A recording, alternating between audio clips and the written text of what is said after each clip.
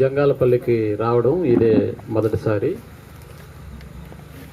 ఇక్కడ ఉన్నటువంటి ప్రియమైన దేవుని బిడ్డలందరికీ మన రక్షకుడైనటువంటి యేసు ప్రభుల వారి నామంలో మీకు శుభములు, వందనాలు తెలియజేస్తున్నాను.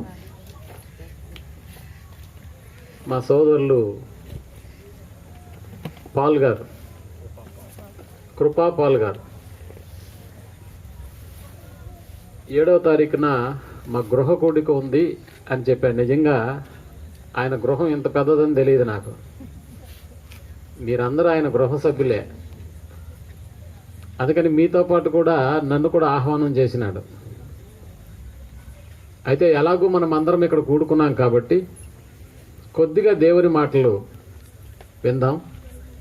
కొంతసేపు దేవుని కొరకు ఈ సమయాన్ని మనం కేటాయిద్దాం. సాధారణంగా మీరు సభలకు వెళుతూ ఉంటారు. స్వార్థ సభలని, స్వస్థత మహాసభలని, అనేక సభలకు మీరు వెళ్తూ ఉంటారు. అయితే ఏ సభలోనైనా ఏం చెప్పబోతున్నామన్న సంగతిని గురించి బహుశా చాలా తక్కువ మంది ముందుగా చెప్తారేమో.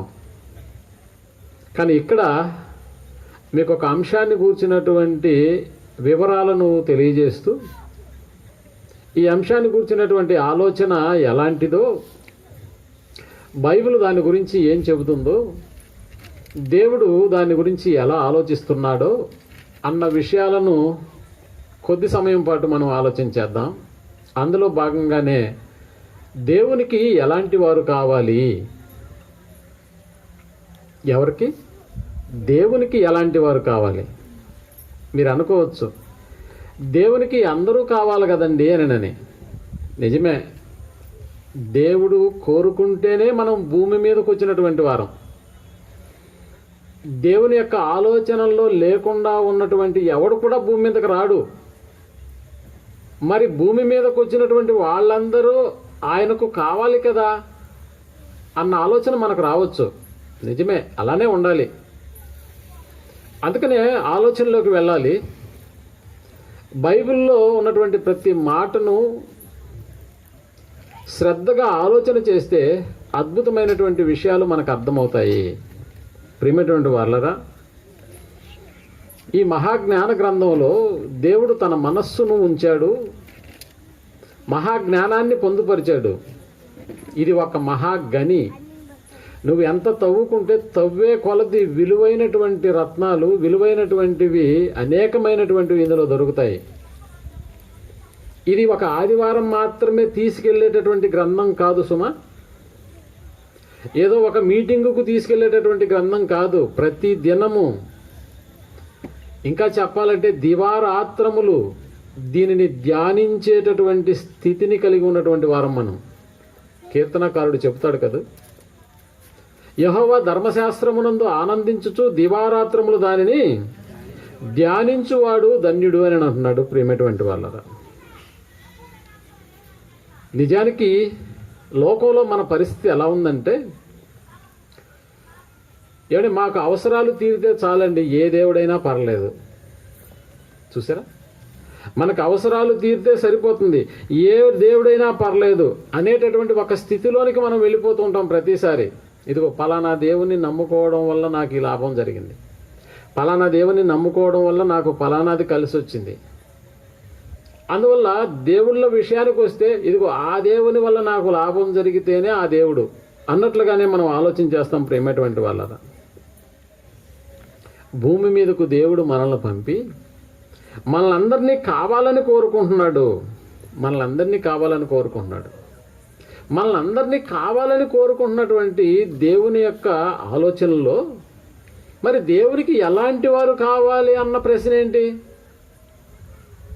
భూమి మీదకు పంపబడినటువంటి మనం అందరము ఆయన సంకల్పంలో భాగస్థులమే కదా. ఆయన సంకల్పంలో భాగస్థులు కాకుండా భూమి మీదకు రాగలమా అంటే రాలేము. ఎందుకు అలా అంటున్నాను అని అంటే, గర్భఫలము దేవుడిచ్చు బహుపానము. మనమందరము మన తల్లిదండ్రులకు గర్భఫలాలే కదా. ఇప్పుడు పెద్దవాళ్ళమయ్యాం కాబట్టి పెద్దవాళ్ళమా? లేదు. ఎంత పెద్దవాడైనా ఒకనాడు తల్లి గర్భంలో నుంచి వచ్చినటువంటి వాడే భూమి మీదకు. అందుకని మనం ఆలోచించగలిగితే తండ్రి అయినటువంటి దేవుని యొక్క ఆలోచనల్లో ఉన్నటువంటి వారము. ఇంకా చెప్పాలంటే ఇదిగో జగత్తు పునాది వేయబడక మునుపే దేవుడు మనలను ఏర్పరచుకున్నాడంట. ఎవరిని ఏర్పరచుకున్నాడు? మనలను ఏర్పరచుకున్నాడు. అనగా భూమి మీదకు పంపబడిన ప్రతి మనిషిని దేవుడు ఏర్పరచుకున్నాడు. ఎప్పుడు? జగత్తుకు పునాది వేయబడక మునుపే. అంటే ఈ భూమిని అందలి సమస్తమును నిర్మించక మునుపు, సృష్టించక మునుపు మనమందరము ఆయన ఉద్దేశంలో ఉన్నటువంటి వారము, ఆయన సంకల్పంలో ఉన్నటువంటి వారము. అందుకనే భూమి మీదకు వచ్చాము. ఇప్పుడు ఆలోచించండి, ఓ రాకడైతే భూమి మీదకు రావడం జరిగింది, కానీ భూమి మీదకు వచ్చిన తర్వాత మనమందరము ఆయన కొరకు బ్రతుకుతున్నామా అన్న ప్రశ్న మనం వేసుకోవాలండి. మనమందరము కావాలి, దేవునికి కాదంటలేదు. అయితే ఇందులో ఎలాంటి వారు కావాలన్న ప్రశ్న వేసుకుంటున్నాం కదా. ఎలాంటి వారు కావాలన్న ప్రశ్నలోనే మనకు అర్థమవుతున్నది ఏంటంటే, భూమి మీదకు పంపబడినటువంటి ప్రతి మనుషుడు కూడా దేవుని కొరకు బ్రతకటం లేదన్న సంగతిని మనం జ్ఞాపకం చేసుకోవాలి. అందుకని ప్రియమైనటువంటి వాళ్ళరా, మరి అందరూ బ్రతకకుండా ఎలా ఉన్నారయ్యా అని ఒకవేళ మనం అనుకుంటే, అందరూ త్రోవ తప్పి ఏకముగా పనికి మాలిన వారైతిరి అన్న పదం మనకు బైబిల్లో కనిపిస్తుంది. అంటే అందరూ త్రోవ తప్పిపోతున్నారా? అవును. త్రోవ తప్పిపోయేటటువంటి వాళ్ళందరూ దేవునికి కావాలా? ఇప్పుడు ఆలోచించేయండి. అందుకనే ఓ టైటిల్ నిర్ణయించాం.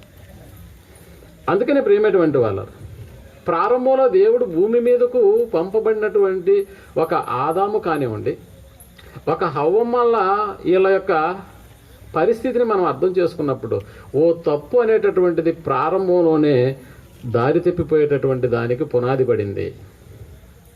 ప్రారంభంలోనే ఫలానా పండు తినవద్దు అని చెప్పినటువంటి దేవుని మాటకు వ్యతిరేకంగా అపవాది ఎలాగైతే మనుష్యులను మోసం చేసి తన దారిలోకి తెచ్చుకుంటున్నాడో, ప్రారంభపు ఏదేనో తోటలో జరిగినటువంటి ఓ తప్పు అలా అలా నడుస్తూ నడుస్తూ మనుషులు చేస్తున్న ప్రతి తప్పుకు కారణమవుతూ వస్తుంది ప్రియమైనటువంటి వాళ్ళ.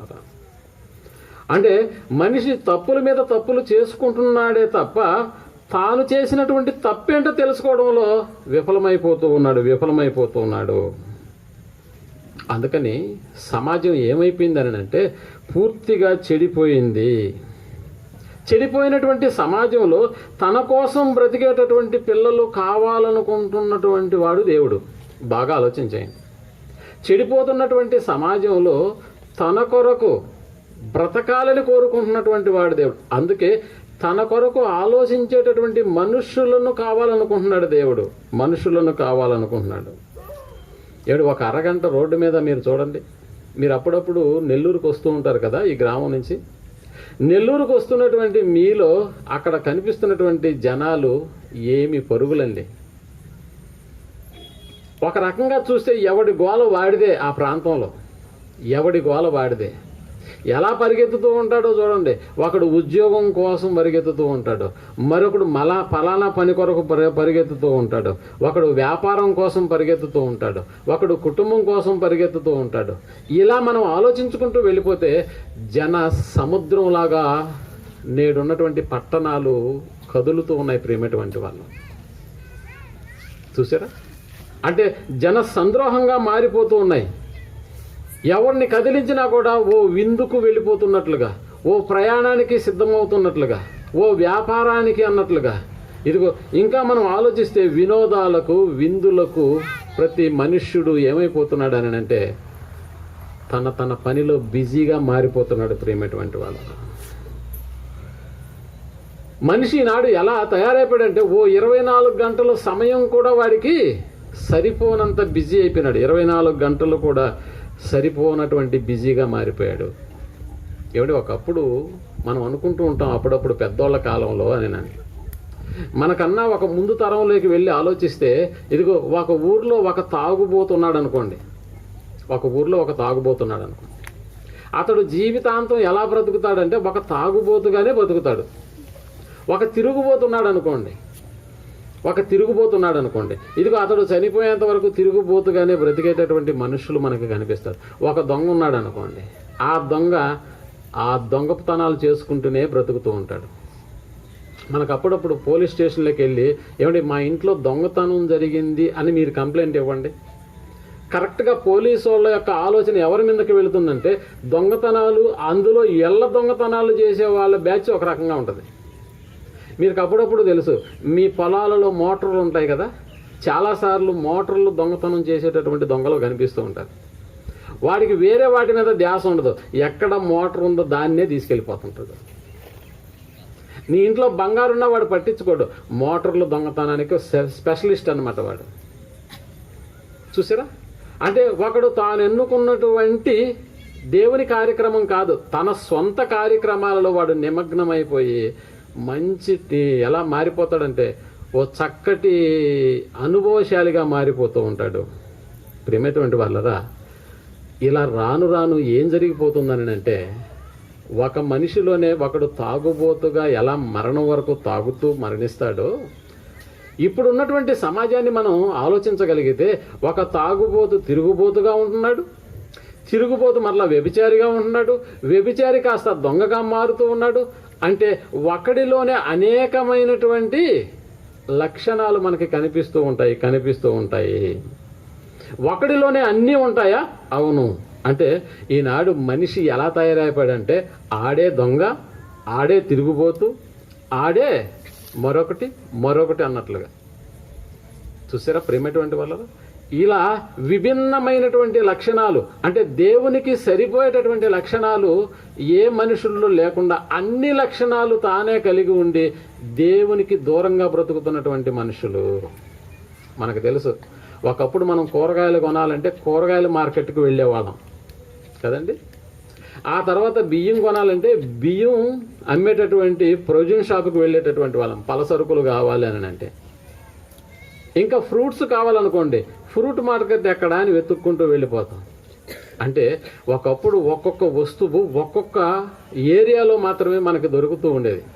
కానీ ఇప్పుడు చూడండి, నెల్లూరులోకి మీరు వెళ్ళి ఆరా తీస్తే ఏమంటే అన్ని వస్తువులు దొరికే చోటు ఏది అని అంటే టక్కున సమాధానం చెప్తారు, అది డీమార్టో లేకపోతే రిలయన్స్ మార్టో అని. అంటే అక్కడికి వెళ్ళిపోతే అన్నీ దొరుకుతాయా? అక్కడ ఫ్రూట్స్ ఉంటాయి, అక్కడే బట్టల అంగడి ఉంటుంది, అక్కడే చెప్పుల అంగడి ఉంటుంది, అక్కడే అనేక రకాలైనటువంటి అంగళ్ళన్నీ కలిపి ఒకే ఒక్క షాపులో మనకి దర్శనం ఇస్తూ ఉంటాయి.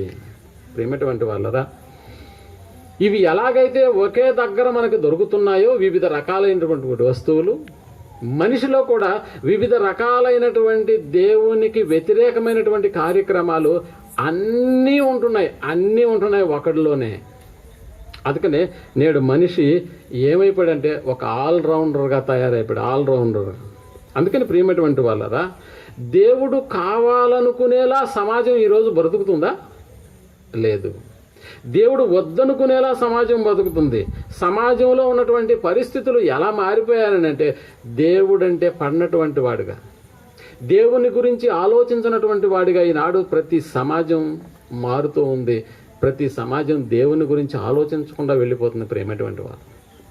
అందుకని ఒకనాడు మొదటి శతాబ్దంలో ఇప్పుడున్నటువంటి పరిస్థితులు లాగానే అప్పుడు కూడా పరిస్థితులు ఎలా ఉన్నాయని పౌలు గారు తిమోతికి రాస్తూ తాను రాసినటువంటి 2వ తిమోతికి రాసిన పత్రిక 3వ అధ్యాయం 1వ వచనం నుంచి మనం ఆలోచించగలిగితే ఎలాంటి మనుషులు సమాజంలో ఉన్నారనడానికి ఓ చక్కటి మాటలు దేవుని పరిశుద్ధాత్మ ప్రేరణ వల్ల రాయించాడు. ఒకసారి చూద్దాం. తిమోతికి రాసిన పత్రిక 3వ అధ్యాయం 1వ వచనం నుంచి. అంత్యదినములలో అపాయకరమైనటువంటి కాలములు వచ్చునని తెలుసుకొనము. ఎలాగనగా మనుష్యులు ఎవరంట? మనుష్యులు స్వార్థప్రియులు, ధనాపేక్షులు, బింకములాడువారు, అహంకారులు, దూషకులు, తల్లిదండ్రులకు అవిధేయులు, కృతజ్ఞత లేనటువంటి వారు, అపవిత్రులు, అనురాగరహితులు, అతిద్వేషుకులు, అపవాదకులు, అజితేంద్రియులు, క్రూరులు, సజ్జన ద్వేషులు, ద్రోహులు, మూర్ఖులు, గర్వాంధులు దేవుని కంటే సుఖానుభవమును ఎక్కువగా ప్రేమించేటటువంటి వారు పైకి భక్తి గల వారి వలె ఉండి దాని శక్తిని ఆశ్రయించని వారునై ఉందురు. ఇప్పుడు మీరు ఆలోచించేయండి, ఇందులో లేనటువంటి తిట్టు ఏదైనా ఉందా? అన్ని రాశాడా దేవుడు. గర్వాంధులు, ద్రోహులు, మూర్ఖులు, ఏమిటి ఇవన్నీ హోదాలు కాదండి.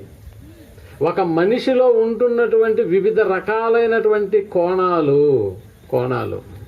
అందుకని ప్రేమటువంటి వాళ్ళరా ఎలా తయారైపోయింది సమాజం అని అంటే ఇవన్నీ ఇలాంటి వాటన్నిటితో మనుషుడు మలినాన్ని కలిగినటువంటి వాడుగా ఉంటున్నాడు. ఓ క్రూరుడు ఎలా ఉంటున్నాడు అలాగే ఉంటున్నాడు. ఓ గర్వాంధుడు. చూసారా, మనుషులు సమాజంలో దేవునికి అనుకూలంగా బ్రతకాల్సినటువంటి బ్రతుకును వీడి ఓ మలినమైనటువంటి బ్రతుకు వైపుకు తమ బ్రతుకుతూ దేవునికి వ్యతిరేకంగా కొనసాగిస్తున్నటువంటి దినాలలో ఇలాంటి ప్రశ్న వేసుకోకుండా ఇంకా ఏ ప్రశ్న వేయాలి దేవుడు? ఎలాంటి వారు కావాలి దేవునికి? ఎలాంటి వారు కావాలి? ప్రియమైనటువంటి వాళ్ళరా, సమాజంలో ఇదిగో దేవుని కూర్చున్నటువంటి అవగాహన లేనటువంటి మనుషులు గర్వాంధులుగా ఉంటారేమో కానీ, సమాజంలో క్రూరులుగా ఉండేటటువంటి వాళ్ళు ఉంటారేమో కానీ, సమాజంలో ఇంకా ఇదిగో దేవుడు రాయించినటువంటి కృతజ్ఞత లేని వారు, అజితేంద్రియులు, ఇలాంటి వారు ఉంటారేమో కానీ క్రైస్తవులు ఎలాంటి వారుగా ఉంటారో తెలుసా? మనం కూడా ఎలాంటి వారంగా తయారైపోయామో తెలుసా? పైకి భక్తి గల వారి వలె ఉండి అంటున్నాడు. చూడండి, అంటే మనలో భక్తి ఉందా? ఉంది. ఎంతవరకు ఉందా భక్తి అని అంటే పైకి భక్తి పరులుగా కనిపిస్తూ ఉంటామో కానీ తీరా వస్తే దాని యొక్క శక్తిని ఆశ్రయించినటువంటి వారుగా తయారైపోతాం. అంటే మనం కూడా ఎలా తయారైపోయాము? దేవుని వలన ఏదన్నా లాభం ఉంటేనే దేవుడు, అలా కాకపోతే దేవుడు కాదు. చూసారా ప్రేమటువంటి వాళ్ళరా, లోకంలో బ్రతుకుతున్న ఆ బ్రతుకు దేవునికి ఇష్టంగా లేదు. పోనీ దేవుణ్ణి తెలుసుకొని వచ్చినటువంటి మన బ్రతుకు ఏమన్నా బాగుందా అని అంటే మన బ్రతుకు కూడా ఎలా మారిపోయింది? పైకి భక్తి వలె కనిపిస్తున్నాం, పైకి భక్తి పరుల్లాగా కనిపిస్తున్నాం, కానీ అందులో ఉన్నటువంటి శక్తిని మాత్రం ఆశ్రయించడానికి ఇష్టపడట్లేదు. ప్రేమటువంటి వాళ్ళరా, ఇటు క్రైస్తవులలో భక్తి కలిగినటువంటి వారు, పైకి భక్తి కలిగినటువంటి వారు ఉన్నారు. ఇటు సమాజంలో సజ్జన ద్వేషులు, క్రూరులు, అజితేంద్రియులు, ఇలాంటి వారు ఉన్నారు. ఇప్పుడు మీరు ఆలోచించేయండి, ఇలాంటి వారున్నటువంటి ఈ సమాజంలో, మరి ముఖ్యంగా ఈ లోకంలో ఇప్పుడు దేవునికి కావలసినటువంటి వాళ్ళు ఎవరు? దేవునికి కావలసినటువంటి వాళ్ళు ఎవరు? దేవుని నమ్మినటువంటి వాడేమో పైకి నటించేవాడుగా కనిపిస్తున్నాడు. దేవుణ్ణి నమ్మనటువంటి వాడేమో ఎలా ఉన్నాడంటే క్రూరుడుగా మారిపోయి ఉన్నాడు. ప్రేమటువంటి వాళ్ళరా, దేవుని యొక్క ఆలోచన, నమ్మనటువంటి వాడు అసలు నమ్మటం లేదని బాధపడాలా? నమ్మినటువంటి వాడేమో ఇదిగో ఎవరిని గురించి దేవుడు నమ్మినటువంటి వాడేమో పైకి భక్తిని కనపరుస్తున్నాడని దేవుడు బాధపడాలా? ఈ రెండు వర్గాలలో ఎవరు కావాలి? దేవునికి ఎవరు కావాలి? ఈ రెండిట్లో ఏదో ఒక వర్గంలో మనం ఉండి తీరాల్సిందే. ఇటు సమాజంలో దేవుని నమ్మని వారిలో కూడా ఈ లక్షణాలు, ఈ హోదాలు కనిపిస్తూ ఉంటే నమ్మినటువంటి మనలో కూడా పైకి భక్తి పరుల్లాగానే కనిపిస్తున్నామే కానీ ఆ భక్తిలో ఉన్నటువంటి శక్తిని ఆశ్రయించినటువంటి వారుగా తయారైపోతున్నాము. ప్రేమటువంటి వాళ్ళరా, మనుషులు కావాలనుకున్నటువంటి దేవుడే ఈ లక్షణాలను చూసి ఏమనుకుంటున్నాడు అని అంటే, అమ్మో ఇలాంటి లక్షణాలు ఉన్నటువంటి వారు నాకు అవసరమా అనేటటువంటి బాధలోకి వెళ్ళిపోతున్నాడు. ప్రేమటువంటి వాళ్ళ ఇలాంటి లక్షణాలు ఉన్నటువంటి వారు. అలాగైతే ఇప్పుడు దేవునికి ఎలాంటి వారు కావాలి? పాడైపోయినటువంటి వారు దేవునికి కావాలా? లేదు. పాడైపోయినటువంటి వారు దేవునికి అవసరత లేదు. మరి ఎవరు కావాలి? ఈ జీవన వ్యాపారంలో చిక్కుకొని దేవుణ్ణి పట్టించుకోకుండా ఉండేటటువంటి వారు కావాలా దేవునికి? లేదు ప్రేమటువంటి వాళ్ళ. అందుకనే ఆయనకు ఎలాంటి వారు కావాలో దేవుడే ఆలోచన చేసి చెబుతున్నటువంటి మాటలు ఇవి.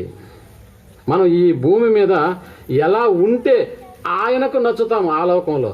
ఈ భూమి మీద మన బ్రతుకు ఎలా ఉంటే దేవునికి నచ్చుతాము అన్న సంగతిని మనం ఆలోచన చేయాలి. అప్పుడప్పుడు చూడండి, మనకు పెళ్లికి ఎదిగినటువంటి కుమారుడు కానివ్వండి, పెళ్లికి ఎదిగినటువంటి కుమార్తె కానివ్వండి, మన గృహాల్లో ఉన్నప్పుడు నీకు ఎలాంటి వరుడు కావాలి అని అడుగుతుంటాం మనం. నీకు ఎలాంటి మొగుడు కావాలమ్మా? అదే అబ్బాయి ఉన్నాడు అనుకోండి, నీకు ఎలాంటి భార్య కావాలి, నీకు ఎలాంటి భార్య కావాలి? చూసారా? అంటే వివాహ వయస్సు వచ్చినటువంటి పిల్లల మనసుల్లో కూడా కొన్ని ఆలోచనలు ఉంటాయా? ఉంటాయి. ఇదిగో, నాకు కాబోయేటటువంటి వాడు మంచి డాక్టర్ అయి ఉండాలి, మంచివాడు అయి ఉండాలి, ఇదిగో ఇంత హైట్ ఉండాలి, నన్ను బాగా చూసుకోవాలి. చూసారా? లోకంలో బ్రతుకుతున్నటువంటి ఒక ఆడపిల్లకు ఒక యుక్త వయసు వచ్చిన తర్వాత తనకు ఎలాంటి వాడు కావాలో ఒక అవగాహన ఉందా? ఉంది. అందుకని మా అమ్మాయికి ఫలానా వాడు కావాలన్న ఆలోచనతో ఇప్పుడు తల్లిదండ్రులు కూడా అలాంటి వాడి కొరకు ఏం చేస్తారు చెప్పండి? అటు 7 తరాలు ఇటు 7 తరాలు అలాంటి వాడిని గురించి వాకపు చేస్తున్నారా లేదా? చేస్తున్నారా లేదండి? ఎందుకు అలాంటి వాకపు చేయడం? అమ్మో, మంచి సంబంధం. దానికి పెట్టుకున్న పేరు ఏంటంటే మంచి సంబంధం. ఆ మంచి సంబంధం పోతే మళ్ళా రాదు. మా అమ్మాయికి తగిన వరుడు ఈడే అని కొన్నిసార్లు మనం ఫిక్స్ అయిపోతూ ఉంటాం. మా అబ్బాయికి తగిన వధువు ఆమె. మీరు అప్పుడప్పుడు ఈనాడు క్లాసిఫైడ్లో పెళ్లి పందిరి అనేటటువంటి ఒక కాలం వస్తుందండి, ఒక పేజీ ఉంటుంది, అంతే కదా? ఆదివారం వస్తుంది, రైట్? మీరు అందులో చూడండి, వరుడు కావాలను అని ఉంటుంది హెడ్లైన్. ఎవరు కావాలంట? వరుడు కావాలి. ఎవరికి కావాలి వరుడు? వధువుకి కావాలి. అంటే ఇప్పుడు ఆ వరుడు కావాలను అనేటటువంటి దాని కింద ఏమేమి ఇస్తారో తెలుసా? క్వాలిఫికేషన్స్ ఇస్తారు. ఇదిగో, ఇంత చదువుకొని ఉండాలి, అతడి హైట్ ఇంత ఉండాలి, అతడు వెయిట్ ఇంత ఉండాలి, అతడు ఉద్యోగస్తుడై ఉండాలి. చూసారా? ఇప్పుడు వధువు కావాలనేటటువంటి కాలం కూడా మనకి కనిపిస్తుందా? ఇది ఎవరిచ్చారు? వరుడు ఇచ్చాడు అన్నమాట ఈ కాలాన్ని గురించి.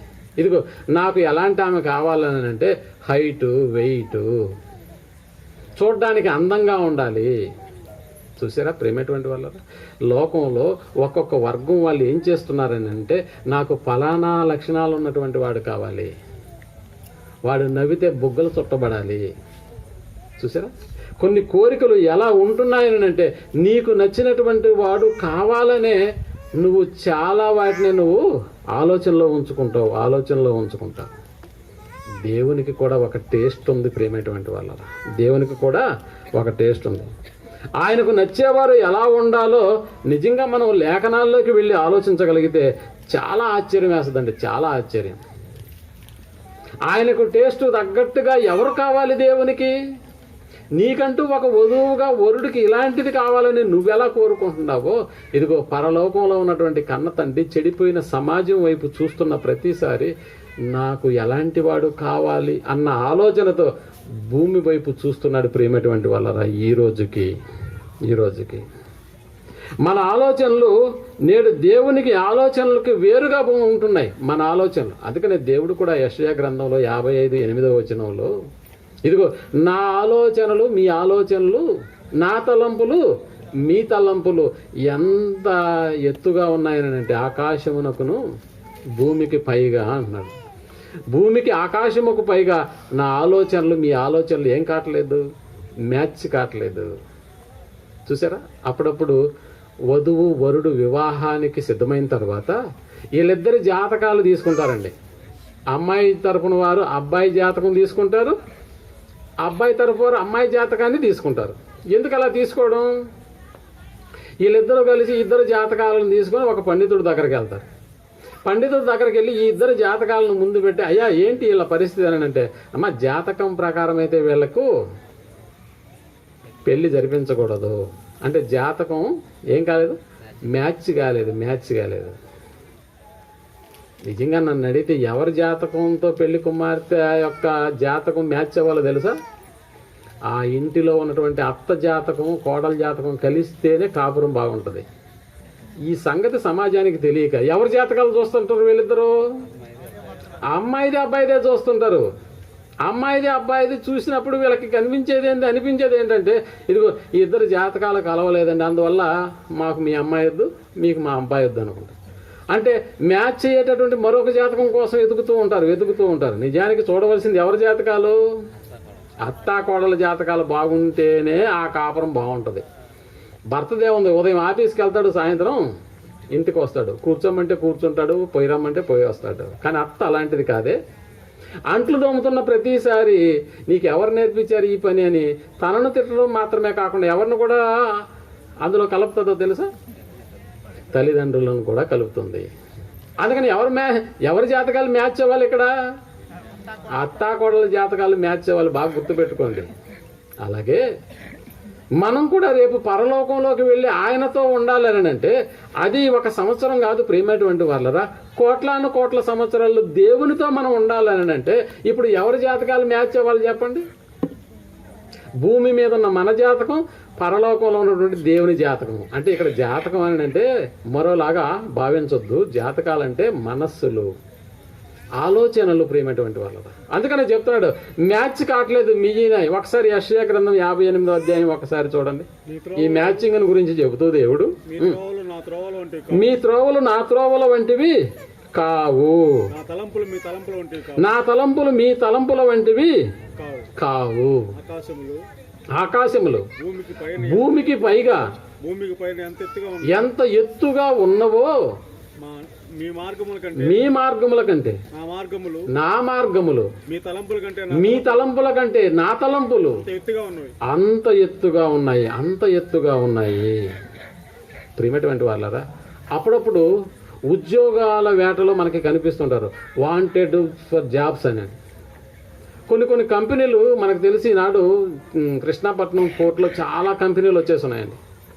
ఈ కంపెనీల్లో కూడా పని చేయడానికి ఎలాంటి వారిని తీసుకుంటారు చెప్పండి మీరు? దారిని పోయేటటువంటి మా కంపెనీకి దగ్గరగా ఉంది ఫలానా ఊరు, అందుకని ఊర్లో వాళ్ళందరూ వచ్చేసి మా కంపెనీలో పని ఉంది అంటారా అండి? అందరూ ప్రేమటువంటి వాళ్ళరా. కంపెనీకి పక్కనే ఏ గ్రామం ఉన్నా ఆ గ్రామంలో మా కంపెనీకి దగ్గరలో ఉన్నావు నువ్వు వచ్చేయనని అంటారా? అనరు. ఎందుకు అలా అనరు అంటే తమ కంపెనీకి కావలసినటువంటి వాడు దగ్గరున్న ఊర్లో ఉండడు. ఎక్కడి నుంచో వస్తాడు. ఎందుకు ఎక్కడి నుంచో వచ్చేటటువంటి వాడిని వీళ్ళు సెలెక్ట్ చేస్తారు? ఎందుకంటే మా కంపెనీ భవిష్యత్తు వీడి చేతిలో ఉంటుంది కాబట్టి. అంటే తగినటువంటి క్వాలిఫికేషన్, వాడు చదువుకున్నటువంటి చదువును ఆరాధిస్తారు. వాడు గతంలో ఎక్కడ పనిచేసాడో తీస్తాడు బయటికి. ఇదిగో ఎందుకంటే మా కంపెనీకి కావలసింది నమ్మకము, సామర్థ్యం ఉన్నటువంటి వాళ్ళు కావాలి. ఇలాంటి ప్రకటనలు మనం వింటూ ఉన్నాం కదా. ఇదిగో మా కంపెనీలో పనిచేయడానికి కనీసం 10వ తరగతి పాస్ అయి ఉండాలి. చూసారా? అంటే ఓ చిన్నపాటి ఉద్యోగం చేయించుకునేటటువంటి కంపెనీలో ఏం చేస్తున్నాయని అంటే ఇదిగో మనుషులలో నుండి ఏం చేస్తున్నారు? సెలెక్ట్ చేస్తున్నారు ప్రేమటంలో. ఆ మధ్య ఓ కంపెనీ ఏం చేసిందని అంటే ఓ ఇంటర్వ్యూకి జరపడానికి చాలామందికి ఈ వాంటెడ్ కాలమ్స్ని పేపర్లు వేసింది. మాకు ఉద్యోగస్తులు కావాలి అని. మా దగ్గర ఉన్నటువంటి పని ఇది, ఆ పనిని చెయ్యడానికి ఇదిగో మేము మనుషులు కావాలని మేము కోరుకుంటున్నాము అని ఓ ప్రకటన ఇచ్చిందండి ఓ కంపెనీ. బాగా ఆలోచించాలి. కంపెనీ ప్రకటన ఎప్పుడైతే ఇచ్చిందో ఫలానా రోజు సెలక్షన్ ఉందని చెప్పి అందరికీ కాల్ లెటర్స్ పంపించింది. అందరూ వారి సర్టిఫికేట్లు తీసుకుని ఆ కంపెనీ ప్రాంగణంలోకి వస్తూ ఉన్నారు. సందర్భం ఇది. ఎవరైతే మేనేజ్మెంట్గా ఎవరైతే మనుషులను సెలెక్ట్ చేయాలనేటటువంటి వాళ్ళు ఒక రూమ్లో ఉన్నారు. చుట్టూరు పెట్టినటువంటి సీసీ కెమెరాలను వాళ్ళు పరిశీలన చేస్తూ ఉన్నారు. సీసీ కెమెరాలు లోపల సెలెక్ట్ చేయవలసినటువంటి ఓ టీం, ఓ 3 ఉన్నారు. వచ్చినటువంటి బయట నుంచి వస్తున్నటువంటి ప్రతి వ్యక్తిని వాళ్ళు క్షుణ్ణంగా పరిశీలన చేస్తూ ఉన్నారు. చాలామంది యువకులు తమ ఫైళ్ళతో వెళుతూ ఉన్నారు. గేటు దగ్గర నుంచి ఎక్కడ రూమ్ అని వెతుక్కుంటూ వెళ్తున్నారు. ఇంటర్వ్యూలు ఎక్కడ జరుగుతున్నాయి ఆ పలానా రూమా అని వెళ్తున్నారు. అందులో ఒక కుర్రవాడు మాత్రం ఏం చేశాడని అంటే ఇదిగో గేటు దాటి లోపలికి వస్తున్నప్పుడు పక్కన ఇలాంటి ఒక పచ్చిగడ్డి ఉన్నటువంటి ప్రాంతం కనిపించింది అతనికి. ఆ పచ్చిగడ్డిలో ఒక పైపు నీళ్లు వృధాగా పోతున్నటువంటి సందర్భాన్ని చూశాడు. అంటే ఎవరో ట్యాప్ ఆన్ చేసేస్తున్నారు, నీళ్లు వృధాగా వెళ్ళిపోతూ ఉన్నాయి. ఇతడు వెళ్తూ ఒక్కసారి దాన్ని గమనించాడు. ఇదిగో ఏంటి నీళ్లు వృధాగా పోతున్నాయి అని వెళ్ళి ట్యాప్ ఆఫ్ చేశాడు. అమ్మాయి పైపులో నీళ్ళు రావడం ఆగిపోయింది, పైపుని తీసి ఒక పక్కన పెట్టేశాడు, మరలా కదిలి ముందుకు వెళ్తున్నాడు. అలా వెళ్తున్నప్పుడు ఒక గది వైపు చూశాడు, ఆ గదిలో ఎవరూ లేరు, కానీ ఫ్యాన్ తిరుగుతుంది, లైట్ వెలిగే ఉంది. ఇదేంటిది, ఫ్యాను తిరుగుతుంది, లైట్ వెలుగుతుంది, ఈ రూమ్లో ఎవరు లేరు అని అనుకొని వెంటనే లైట్ ఆఫ్ చేశాడు, ఫ్యాన్ కూడా ఆఫ్ చేసేసినాడు. చూసారా? అలా ముందుకు వెళ్ళగానే తనతో పాటుగా ఇంటర్వ్యూకి వచ్చినటువంటి వాళ్ళందరూ కూర్చోన్నారు.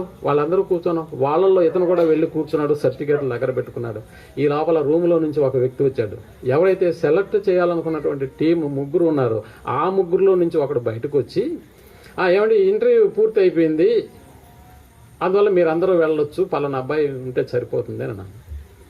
మిగిలిన వాళ్ళందరూ ఆశ్చర్యంగా చూస్తున్నారు. ఇదేంటి, మేము చాలాసేపటి నుంచి వెయిట్ చేస్తున్నాం కదా, మమ్మల్ని ఒక్కరిని కూడా మీరు లోపలికి పిలిచి మమ్మల్ని ప్రశ్నలు అడగలేదు, మా క్వాలిఫికేషన్కి సంబంధించినటువంటి వాటిని మీరు చూడలేదు, ఇంతలేక ఎలా అయిపోయింది ఇంటర్వ్యూ అని అడుగుతున్నారు వాళ్ళు.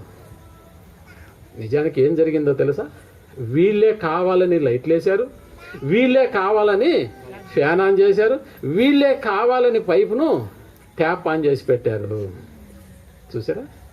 అంటే ఓ ప్రిమిసెస్, ఓ కంపెనీలోకి ఎంటర్ అవుతున్నప్పుడు ఎవడైతే పరిసరాలను దృష్టిలో పెట్టుకొని, అమ్మో నీళ్ళంటే వృధానా కదా, అంటే నష్టం జరుగుతుంది కంపెనీకే కదా అది అని ఆలోచన చేసి ఎవడైతే ఓ బాధ్యతాయుతంగా ఈ కార్యక్రమాన్ని చేస్తాడో అన్నదే వీళ్ళకి టాస్క్. ఎందుకంటే వీళ్ళు లోపల ఉన్నారు, బయట కెమెరాలు ఉన్నాయి, ప్రతి ఒక్కడు వస్తున్నాడు, హడావుడిగా వస్తున్నాడు.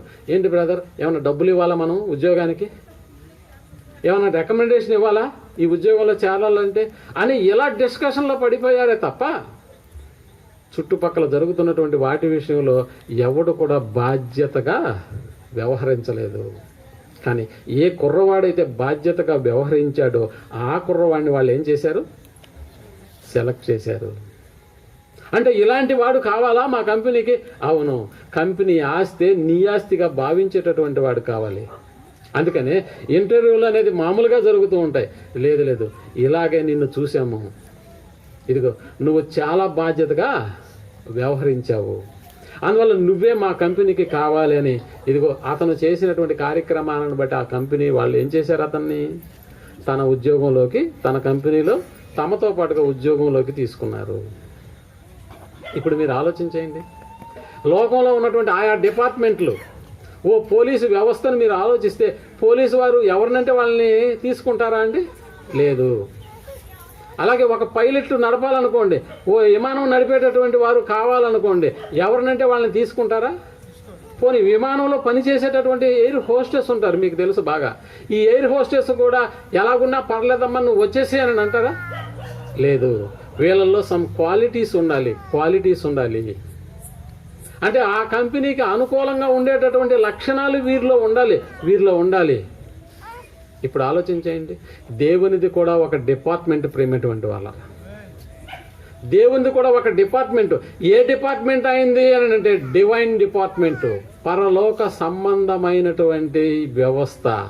మీరు ఆలోచించేయండి, ఓ డివైన్ డిపార్ట్మెంట్, వైన్ డిపార్ట్మెంట్ కాదు, వైన్ వేరే, అది మందు తాగేటటువంటి డిపార్ట్మెంట్, మందు సప్లై చేసేటటువంటి department, that is divine department, పరలోక సంబంధమైనటువంటి డిపార్ట్మెంట్ ఇది సంస్థ. అందుకని ఈ సంస్థలోకి ఒకరిని తీసుకోవాలని అంటే నిజంగా దేవుడు చేస్తున్నటువంటి ఇంటర్వ్యూ ఎంత ఆశ్చర్యంగా ఉంటుందంటే, ఎవరిని సెలెక్ట్ చేస్తున్నాడు దేవుడు భూమి మీద అని అంటే ప్రేమటువంటి వాళ్ళరా, చాలా అద్భుతంగా దేవునికి ఎలాంటి వారు కావాలి. ఇప్పుడు ఆలోచించండి, ఇప్పుడు ఇవన్నీ దృష్టిలో పెట్టుకొని ఇప్పుడు మీరు ఆలోచించండి, దేవునికి ఎలాంటి వారు కావాలి? నీలాంటి వాడా, నాలాంటి వాడా, అసలు ఎలాంటి వారు కావాలి దేవునికి? ఇది మన ప్రశ్న. ఇప్పుడు ఆలోచించేద్దాం, దేవునికి ఎలాంటి వారు కావాలో. లోకంలో ఇంటర్వ్యూ జరుగుతూ ఉంటుంది, కాదంటలేదు. మనుషులు వారికి తగినటువంటి లక్షణాలు ఉన్నటువంటి వారిని ఎన్నుకుంటూ ఉన్నారు.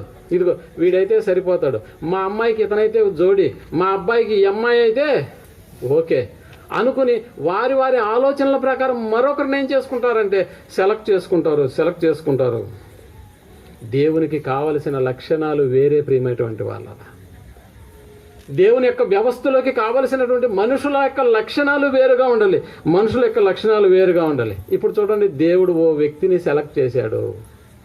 సెలెక్ట్ చేసి ఆ వ్యక్తి దగ్గరికే వెళ్ళాడు. టౌన్లో కొంతమంది డాక్టర్లు ఉంటారండి.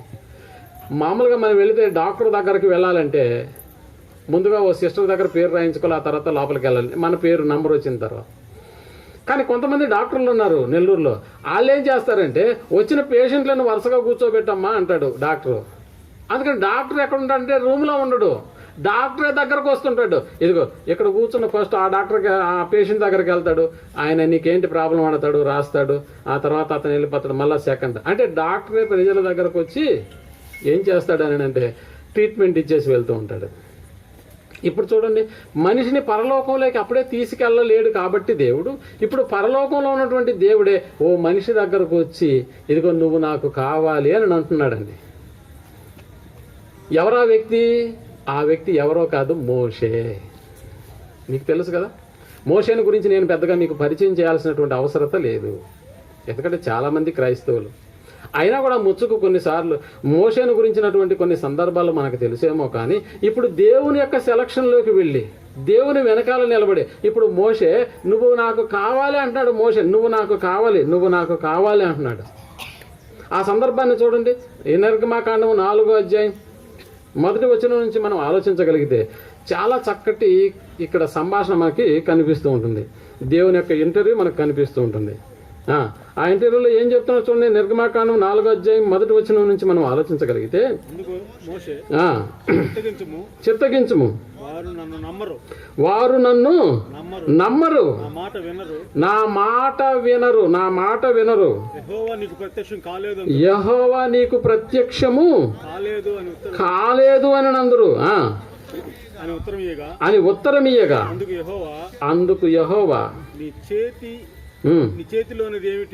నీ చేతిలోనిది ఏమిటి అని అడిగాను. కర్రానను. 6వ వచనం చూడండి. సారీ, యెహోవా నీ చెయ్యి నీ రొమ్మున ఉంచుకొని మనగా అతడు చెయ్యి తన రొమ్మున ఉంచుకొని దాని వెలుపలికి తీసివేనప్పుడు ఆ చెయ్యి కుష్టుడై హేమము వల్లే తెల్లగా ఆయను. ఇప్పుడు మనం ఆలోచించగలిగితే అక్కడ మోషే గారు తాను చెబుతున్నటువంటి మాట ఏంటంటే, ఇదిగో మోషే గారిని దేవుడు ఎందుకు సెలెక్ట్ చేసుకున్నాడు అని అంటే, ఇదిగో ఇశ్రాయేలీయులు అనేటువంటి తన ప్రజలను ఐగుప్తులో నుంచి ఎక్కడికి తీసుకెళ్ళాలి? కనాను దేశానికి తీసుకెళ్ళాలి. కనానుకు దేశానికి తీసుకెళ్లాలంటే ఇప్పుడు అక్కడ ఉన్నటువంటి జనసంఖ్య 1,00,000 2 లక్షలు కాదండి, దాదాపుగా నడవగలిగిన పురుషుల సంఖ్య 6,000 6 లక్షలు. ఇకపోతే మిగిలినటువంటి వారి సంఖ్యను మనం ఆలోచిస్తే దాదాపుగా 18 లక్షల మంది జనాభాను ఒక వ్యక్తి లీడ్ చేసుకుంటూ, అంటే నాయకుడుగా ఉంటూ ఏం చేయాలి? కనాను దేశానికి తీసుకెళ్ళాలి. అంటే ఒక 18 లక్షల మందికి నాయకుడుగా ఉండడానికి దేవుడు ఎవరిని సెలెక్ట్ చేసుకున్నాడు? అక్కడ మోషేను సెలెక్ట్ చేసుకున్నాడు. అందుకని మోషే దగ్గరకు వచ్చి, మోషే నువ్వు నాకు కావాలి అని అంటే, ఇప్పుడు మోషే అంటున్నది ఏంటో తెలుసా? అయ్యా నాకు నోటి మాంద్యం ఉంది, దయచేసి ఈ ప్రాజెక్టును ఎవరికి ఇమ్మని చెప్తున్నాడు? తన సహోదరుడైన అహరోనుకి ఇమ్మన్నాడు. నువ్వు అనుకున్న లక్షణాలు నాలో ఏవీ లేవు, నాలో ఏమీ లేవు, ఎందుకంటే నాకు నోటి మాంద్యం ఉంది. నేను రాజు దగ్గరికి వెళ్ళి మాట్లాడగలనా? లేదు. మా అన్న ఉన్నాడే అహరోను, ఇదిగో అహరోను నాకంటే బాగా, నా సహోదరుడైన అహరోను నాకంటే బాగా మాట్లాడగలుగుతాడు. అంటే దేవుడు తనకు నచ్చినటువంటి వ్యక్తిని సెలెక్ట్ చేసుకున్నప్పుడు ఆ నచ్చిన వ్యక్తి చెబుతున్నటువంటిది ఏంటని అంటే, ఇదిగో అహరోనుకు ఈ ప్రాజెక్ట్ని అప్పగించకూడదు, నాకు నోరు బాగలేదు, నేను మాట్లాడితే నత్తి, ఎవరు నా మాటలు వినరు, అసలు నువ్వు ఎక్కడి నుంచి వచ్చావు, ఎవరిని పంపించావంటే నేనే గడగడ వణికేసి పక్కకు రావాలి. మరి ఇంకోటి ఏంటో తెలుసా, అసలు ఈ ప్రాజెక్టును ఒప్పుకోకుండా ఉండడానికి గల కారణం ఏంటంటే, మనకు తెలుసు, మనం జల సమాధి చూసాం, భూ సమాధి చూసాం, కానీ మోషే అప్పటికే ఐగుప్తులో ఒకరిని ఏం చేశాడు? ఇసుక సమాధి చేసేసాడు. మరలా నేను ఫరో దగ్గరికి వెళ్తే ఎక్కడ మరలా పాత కేసును తవ్వి తీస్తాడేమో, శిక్ష ఖరారు చేస్తాడేమో అన్న ఆలోచనతో ఈ డీల్ నాకు వద్దు ప్రభువా అంటున్నాడు. అందుకని దేవుడు చెప్తున్నాడు, 10వ వచనం చూడండి. 4:10. మోషే ప్రభువా ఇంతకు మునుపైనను మాట్లాడినప్పటికీ అయినను నేను మాట నేర్పరిని కాదు, నేను నోటి మాంద్యము నాలుక మాంద్యము కలవాడును అని యెహోవాతో చెప్పగా, యెహోవా మానవునకు నోరిచ్చినటువంటి వాడెవడు? ఎవడు? మూగవానినే గాని చెవిటి వానినే గాని. అరే ఇవన్నీ దుష్టిగల ఇవన్నీ ఎవరిచ్చారనుకుంటున్నావు? ఒకడిని మూగవాడిగా పుట్టించింది నేనే, ఒకడిని దృష్టి లేనివాడిగా పుట్టించింది నేనే. అలాంటిది నీకు నత్తిచ్చింది కూడా ఎవరు? నేనే. అందువల్ల నా దగ్గర నువ్వు ఇలాంటి మాటలు చెప్పాకు. నిన్ను ఎన్నుకున్నాను, నిన్ను సెలెక్ట్ చేశాను కాబట్టి నువ్వు ఈ ప్రాజెక్టుకు నువ్వే నాయకుడివే అన్నాడు. లేదు లేదు అహరోనుకి ఇచ్చి నాకొద్దు, నేను మాట్లాడలేను అని అన్నాడు. నిజంగా మీరు ఆలోచించేయండి. అహరోను మాట్లాడగలిగినటువంటి వాడా? అవును. నోటి మాంద్యం లేనటువంటి వాడా? అవును. రాజుతోనైనా ఏ కేసు లేనటువంటి వాడా? ఏ కేసులు లేవు. చూసారా ప్రేమటువంటి వాళ్ళరా? ఇన్ని లక్షణాలు ఉన్నటువంటి అహరోనును దేవుడు ఎందుకు సెలెక్ట్ చేయలేదు? ఇన్ని లోపాలు ఉన్నటువంటి మోషేని ఎందుకు సెలెక్ట్ చేస్తున్నాడు అని అంటే, ఇక్కడ ఆ సందర్భంలో మనం చదువుకుంటే ఈ సంగతి మనకు అర్థం కాదండి. దేవుడు చెప్పాడు కదా, నా ఆలోచనలు వేరు, నీ ఆలోచనలు వేరు, నీ త్రోవలు వేరు, నా త్రోవలు వేరు అంటున్నాడు. అంటే ఎక్కడో మోషేకు అనుకూలమైనటువంటి ఆలోచన దేవుని ఆలోచనకు ఏమైంది? ఇక్కడ మ్యాచ్ అయింది. ఎక్కడ మ్యాచ్ అయిందో చూడండి ఒకసారి. నిర్గమాకాండం, అదే నిర్గమాకాండం 32వ అధ్యాయం 22వ వచనాన్ని మనం ఆలోచించగలిగితే, 32వ అధ్యాయం 22వ వచనాన్ని మనం ఆలోచించగలిగితే, అహరోను నా ఏలినవాడా నీ కోపము మండనీయకము, ఈ ప్రజలు దుర్మార్గులు అన్నాడు. ఏంటి సందర్భం ఏ లేదండి.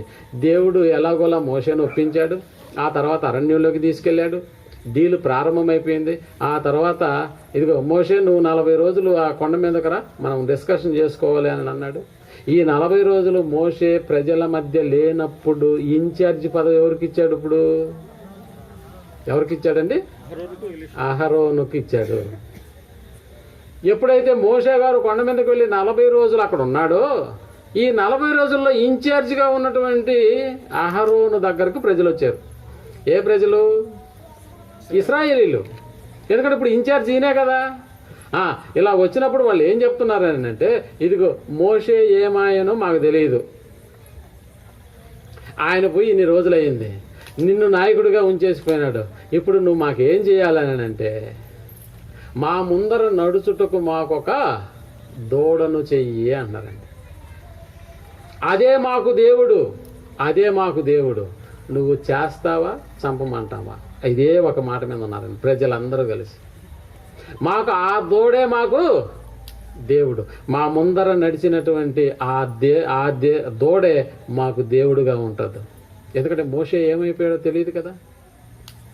ఏమంటే ఈ సందర్భంలో ఇదిగో వాళ్ళందరూ తమకున్నటువంటి ఆర్నమెంట్స్ అన్నీ తీసి ఇచ్చేశారు. ఆ ఆర్నమెంట్స్ అన్నీ తీసుకున్న తర్వాత ఆ బంగారు ఖజానా అంతా ఏం చేసినారు? వాటన్నిటినీ కరగబెట్టి ఏం చేశారండి వాళ్ళు? మంచి దూడను తయారు చేసినారు. దూడను ఇదిగో దానికి మొక్కుతున్నారు.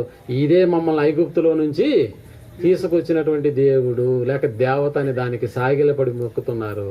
ఇప్పుడు ఎవరు వస్తున్నారు? మళ్ళా కొండ మీద నుంచి మోషే తిరిగి వస్తున్నాడు. తిరిగి వచ్చి జరుగుతున్నటువంటి కల్లోరాన్ని చూసి, ఇదేంటి అహరోను, అసలు నిన్ను ఉంచింది దేనికి? ఇలాంటి కార్యక్రమంలో పాలిభాగస్తుడు అవడానిక ఏం జరుగుతుంది ఇక్కడ అనగానే ఇప్పుడు అహరోను ఎక్స్ప్లెనేషన్ ఇస్తున్నాడు. చూడండి ఏమని ఎక్స్ప్లెనేషను. ఈ ప్రజలు ఎలాంటి వాళ్ళంటే, నీకు తెలియదా మోషే, నీకు తెలియదా ఇశ్రాయేలీలు ఎలాంటి వాళ్ళు? దుర్మార్గులు. ఒకటి నన్ను చంపనైనా చంపేస్తారు. ఇప్పుడు నువ్వు ఆలోచించి, నువ్వు వచ్చేంత వరకు నేను బ్రతకడం అవసరం అంటావా కాదంటావా? అంటే నేను బ్రతికుండాలంటే ఇప్పుడు వీళ్ళు అనుకున్న దాన్ని ఏం చేయాలి? నేను ఖచ్చితంగా నేను జరిగించాలి. ఏమిటి 40 రోజుల్లోనే తన ప్రజల యొక్క పరిస్థితికి అనుకూలంగా అహరోను యొక్క మనస్సు మారిపోయింది ప్రియమైనటువంటి వాళ్ళరా. కానీ 40 సంవత్సరాలైన మోషే మనస్సు మారలేదు. ఇప్పుడు మీరు ఆలోచన చేయండి, వీళ్ళిద్దరిలో నేను చావకూడదన్న ఆలోచన అహరోన్లో ఉంది, నేను చంపకూడకూడదు అనేటటువంటి ఆలోచన మనసులో ఉంది. అందుకనే అమ్మో ఈ ప్రజలు ఎట్టపోతే నాకెందుకు, నేను క్షేమంగా ఉండాలి అని కోరుకుంటున్నాడు. మరి మీరేమన్నా చావండి, మీకేం కావాలి? ఇప్పుడు దూడ కావాలంతే కదా, ఏంది ఆ బంగారంతా ఇవ్వండి, నాకెందుకు వచ్చిన కర్మ. అన్నిటిని ఒలిపించుకున్నాడు, కరగబెట్టి ఓ దూడను చేశాడు. ప్రియమైనటువంటి వాళ్ళ ఈ ప్రజలు దుర్మార్గులని మాట్లాడుతున్నాడే, దుర్మార్గులని మాట్లాడుతున్నారు. ప్రియమైనటువంటి అంటే దేవునికి ఆ మనుషులు దూరమైనా పర్లేదు, నేను మాత్రం బ్రతికే ఉండాలని కోరుకుంటున్నాడు. కానీ మోషే మనస్సు అలాంటిది కాదు. ప్రియమైనటువంటి వాళ్ళిద్దరిలో ఎవరు గొప్పవారో మీరు చెప్పండి. ఇప్పుడు తన ప్రాణాన్ని రక్షించుకునే, నిజంగా ప్రజల యొక్క బాగోగుల కొరకు తమ ప్రాణాన్ని పెట్టేటటువంటి వాడు కావాలా, లేకపోతే అదే ప్రజలు ఇదిగో చంపుతున్నారని తన ప్రాణాన్ని కాపాడుకునేటటువంటి వాడు కావాలా దేవునికి? ఎవరు కావాలి వీళ్ళిద్దరిలో? తన ప్రజల కొరకు ప్రాణాలు ఇచ్చేటటువంటి వాడు కావాలని కోరుకుంటున్నాడు దేవుడు. నిజంగా ఇశ్రాయేలు మీద కోపం వచ్చినప్పుడు మోషే నువ్వు గమ్ముగా ఉండు, వాళ్ళని నేనేం చేస్తాను, ఇప్పుడు కాల్చివేస్తానన్నాడండి. మోషే ఏమన్నాడు తెలుసా? అప్పుడు ఏమన్నాడు? అయ్యా నువ్వు ఈ అరణ్యంలోకి వచ్చిన తర్వాత వాళ్ళని ఒకవేళ చంపేసే సామర్థ్యం నీకుంది, నేను కాదంటలేదు, అయినా ఇప్పుడు నువ్వు వాళ్ళని చంపేసావనుకో, ఐగుప్తులో ఉన్నటువంటి వాళ్ళు ఏమనుకుంటారో తెలుసా? నీ గురించి చెడ్డగా మాట్లాడుకుంటారయ్యా. ఓ చూసావా, వాళ్ళ దేవుడు ఐగుప్తులో చంపకుండా ఎక్కడికి తీసుకెళ్ళి చంపుతున్నాడు? అరణ్యంలోకి తీసుకెళ్ళి చంపుతున్నాడు అన్న అపవాదు నీకెందుకు రావాలి? ఒకవేళ నీకు వారి మీద ఇంకా కోపం ఉంటే ముందుగా ఎవరిని చంపు? నన్ను చంపు అన్నాడు. చూసారా, ఎవరు కావాలి దేవుడికి? ఇప్పుడు చెప్పండి ప్రియమైనటువంటి వాళ్ళని, మోషే కావాలి. ఇప్పుడు ఎందుకు సెలెక్ట్ చేసుకున్నాడు దేవుడు మోషేను? తన ప్రజల కొరకు ప్రాణం పెట్టేటటువంటి వాడు కావాలి దేవునికి. తన ప్రజల కొరకు ప్రాణం పెట్టేటటువంటి కావాలి. తన ప్రజలు ప్రాణం తీస్తారని తన ప్రాణాన్ని కాపాడుకునేటటువంటి వాడు దేవునికి అవసరం లేదా? లేదు. నువ్వు నోటి మాంద్యుడు అయినా పర్లేదు, నీ నాలుక మందమైనా పర్లేదు. అందుకని మోషే ఎలాంటి వాడుగా దేవుని సముఖంలో పేరు తెచ్చుకున్నాడంటే మోషే సాత్వికుడు. ఇంకా చెప్పాలంటే మోషే ఎవరంట? నమ్మకమైనటువంటి వాడు. నిజంగా ఓ నాయకుడికి ఏముండాలో ఆ లక్షణాలన్నీ అన్నీ స్పష్టంగా మోషే జీవితంలో మనకి కనిపిస్తున్నాయి ప్రియమైనటువంటి వాడు. ఈనాడు కూడా నీ దగ్గరకు నా దగ్గరకు వస్తున్నటువంటి మనుషుల పట్ల మనం ఏం కలిగి ఉండాలి? వారి కొరకు ప్రాణం ఇచ్చేంతగా సిద్ధపడిపోవాలి. వారి విషయాలలో మనకు ఓర్పు, సహనము ఇవన్నీ మనం కలిగి ఉండి తీరాలి ప్రియమైనటువంటి వాళ్ళరా. నా పిల్లలతోనే ఉండేవాడు కావాలి. వారు కష్టాలలో వీడు కూడా పాలు పొందాలి, వారి సుఖాలలో వీడు కూడా సుఖంగా ఉండాలి అని కోరుకునేటటువంటి వాడు కావాలి దేవునికి. మోషేలో ఆ లక్షణాలు ఉన్నాయా? ఉన్నాయి. అందుకనే జాతకం కలిసింది, మనస్సులు కలిసాయి ప్రియమైనటువంటి వాళ్ళరా. వాళ్ళు చెడిపోతున్నారనేటటువంటి బాధ మోషేలో కలుగుతున్న ప్రతిసారి దేవుని దగ్గరికి వెళ్ళి అర్జిస్తున్నాడు, ఈసారికి వదిలేనైనా వాళ్ళు. ఒకవేళ నువ్వు చంపాలంటే నన్ను చంపేయి, అసలు నీ జీవగ్రంథంలో నా పేరుని ఏం చేయమంటాడు? తుడిచేసి ముందు నన్ను చంపేసి. అప్పుడప్పుడు మనం తగులు పెట్టుకునేటప్పుడు అంటుంటాం, వాడి మీద చేయబడాలంటే ముందు నా మీద పడాలంటుంటావు కదా. అలాంటిది ప్రియమైనటువంటి వాళ్ళ నాయకత్వం అంటే మోషేలో చక్కగా కనిపిస్తుంది. ఇంకా ఏమన్నాడో తెలుసా మోషే? ఇదిగో ఫరో కుమార్తె వచ్చి, నాన్న మోషే నువ్వు ఇక్కడే కదరా పెరిగావు, ఇక్కడే కదా అన్ని విద్యలు నేర్చుకున్నావు, ఒక్కసారి నా మాట విను, నా తండ్రి సింహాసనాన్ని నీకు ఇస్తాను అంటుంది ప్రియమైనటువంటి వాళ్ళ. నా తండ్రి సింహాసనాన్ని నీకు ఇస్తాను, ఒక్కసారి మమ్మీ అని పిలవకూడదా అంటుంది.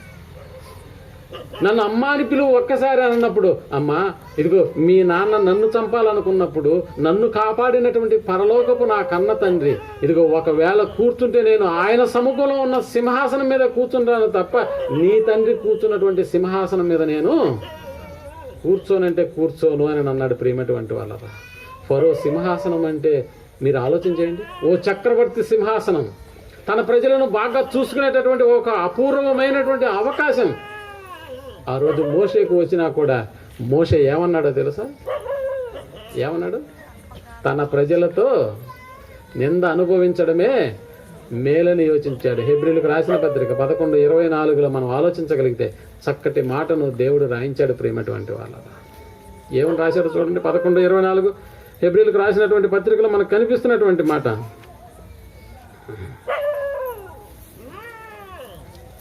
తొందరగా తీయాలి, టైం లేదు.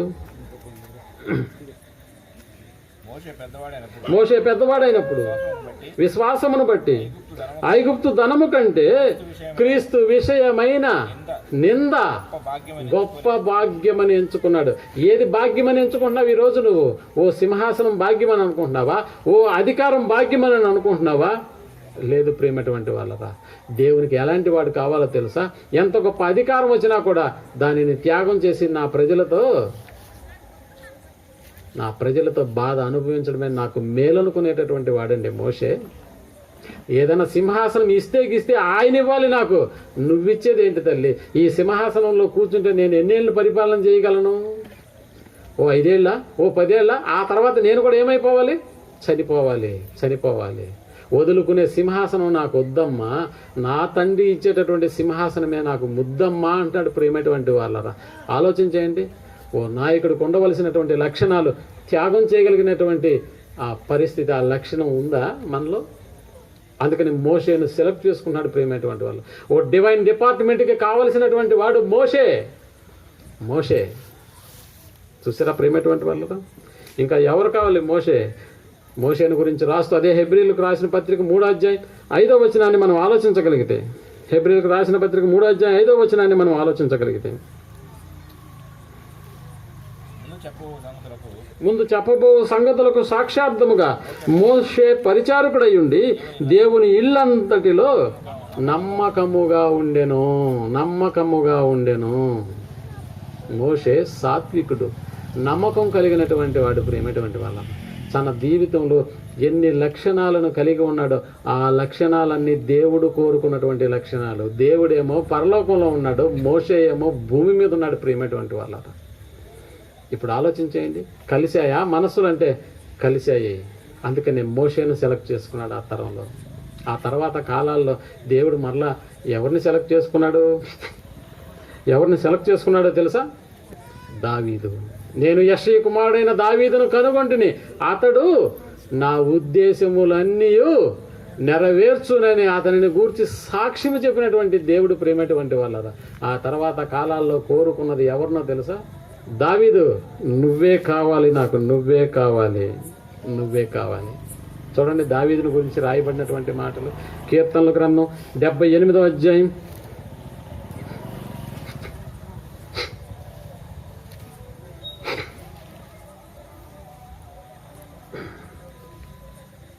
70వ వచనాన్ని మనం ఆలోచించగలిగితే, 78, 70వ వచనం కీర్తనల గ్రంథంలో, తన దాసుడైన దావీదును కోరుకొని గొర్రెల దొడ్డిలో నుండి అతన్ని పిలిపించెను. ఏ గొర్రెలు? కాడి గొర్రెలను వెంబడించుట మాన్పించి తన ప్రజలైన యాకోబును తన స్వాస్థ్యమైన ఇశ్రాయేలును మేపుటకై ఆయన అతనిని రప్పించెను. అతడు దయార్థ హృదయుడై వారిని పాలించెను. ఆలోచించండి, దావీదు గారి యొక్క పరిస్థితి మనకు తెలియదా? ఒకప్పుడు ఎక్కడున్నాడు అతను? ఏమిటి, మొట్టమొదటిగా రాజు అయినటువంటి ఇశ్రాయేలీలకు మొట్టమొదటి రాజు అయినటువంటి సౌలు గారి గురించి మనకు తెలుసు కదా.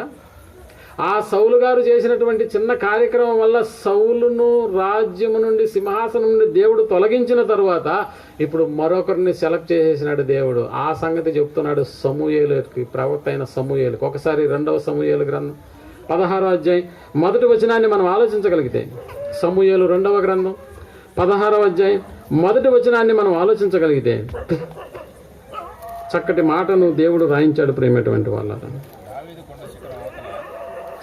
మొదటి సమూయేలు గ్రంథం 16వ అధ్యాయం 1వ వచనం. అంతటా యెహోవా సమూయేలుతో ఇలాగ సెలవిచ్చెను, ఇశ్రాయేలీల మీద రాజుగా ఉండకుండా నేను విసర్జించిన సౌలును గూర్చి నువ్వు ఎంతకాలము దుఃఖింతువు? సమూయేలు, నేను ఆల్రెడీ సౌలును దించేశానన్న సంగతి నీకు తెలుసు. నువ్వేమో వాడి గురించి ఇంకా ఏడుస్తూ ఉన్నావు. ఎంతకాలం ఏడుస్తావు? నీ తైలపు కొమ్ము తీసుకో, ఇప్పుడు మనం రాజును అభిషేకించడానికి వెళ్దాం, నువ్వు పద అని అంటున్నాడండి. ఎవరింటికి ప్రభువా? ఏంటి అసలు ఈ సంగతి సౌలుకి తెలిస్తే నన్ను బ్రతకనిస్తాడా? సమూయేలు మరొక రాజును అభిషేకించడానికి తీసుకెళ్తున్నాడు అన్న సంగతి సౌలుకి వినపడితే నన్ను మధ్యలోనే ఏం చేస్తాడో తెలుసా? చంపేస్తాడయ్యా. నువ్వేమో తైలపు కొమ్ము తీసుకోమంటున్నావు, పద అంటున్నావు. ఏంటి నా పరిస్థితి అంటే, నేను చెబుతున్నాను కదా, నువ్వు పద. ఎక్కడికి? యెషయి ఇంటికి పద అంటున్నాడు. ప్రేమటువంటి వాళ్ళరా, 6వ వచనం చూడండి. ఎలక్ట్ చేస్తున్నాడు. యెషయికి అప్పుడు ఎంతమంది కుమారులు ఉన్నారు చూడండి. 5వ వచనం నుంచి. అతడు సమాధానముగా వచ్చింది.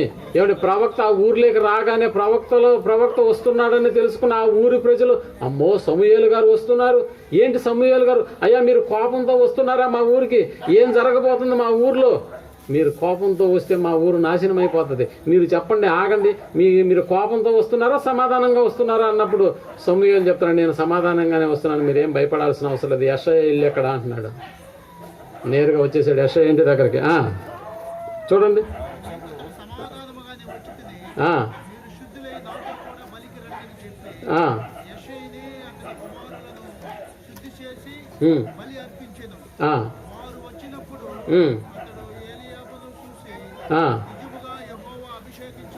పిలుస్తున్నాడు. నీకు ఎంతమంది బిడ్డలు అంటే ఎదుగున్నాయా? ఫలానా వాడు అని చెప్పాడు. ఫస్ట్ ఎవరు వచ్చారు? ఎలియాబు వచ్చాడు. ఎలియాబు చూడగానే అమ్మో హైట్ వెయిట్ ఎలా ఉన్నాడంట? చక్కగా ఉన్నాడంట. అంటే వరుడికి సరిపోయేటటువంటి హైట్ వెయిట్ కలిగినటువంటి వాడుగా ఉన్నాడు. ఎవరు? ఎలియాబు. పెళ్లి కొడుకుగా అయితే సరిపోతాడేమో, కానీ దేవుని కొడుకుగా మాత్రం పనికిరాడు. అందుకనే ఈయన కాదు, సమూయేలు తైలపు కొమ్ము లోపలే పెట్టు, ఇప్పుడే తీబాక అన్నాడు. ఆ తర్వాత ఏం చేస్తున్నాడు? మరలా పిలుస్తున్నాడు. ఇలాగ ఉన్నటువంటి ఆయన కొడుకులందరినీ పిలిపించేది. ఎవడు? ఈయన కాదు అని చెప్తున్నాడు దేవుడు. అంతే. ఏం చెప్తున్నాడు? సమూయేలు, నువ్వు హైట్ వెయిట్ చూస్తున్నావు, కానీ నా కళ్ళతో చూడు. అప్పుడప్పుడు ప్రేమించినటువంటి పిల్లవాడు ఏం చెప్తుంటాడు తెలుసా? నాకు అమ్మాయే కావాలంటుంటాడు. వీళ్ళు పోయి చూస్తారు అమ్మాయిని, కొళ్ళు ఎత్తుకుంటాయి, కురుకి ముఖం ఉంటుంది. ఒరే ఎట్రా నీకు నచ్చింది ఆ అమ్మాయి అంటే, నా కళ్ళతో చూడు బాబాయ్ అంటాడు ఒకడు. నా కళ్ళతో చూడు ఎంత అందంగా కనిపిస్తుందో అంటున్నాడు. అలా చేసుకున్నాడు మా బంధువే, కానీ వదిలిపెట్టేసాడు. తర్వాత ఏమిరా అప్పుడు నా కళ్ళతో చూడమన్నావు, అప్పుడు అలా కనిపించింది, ఇప్పుడు ఇలా కనిపిస్తుంది. చూసారా ప్రియమైనటువంటి వాళ్ళరా?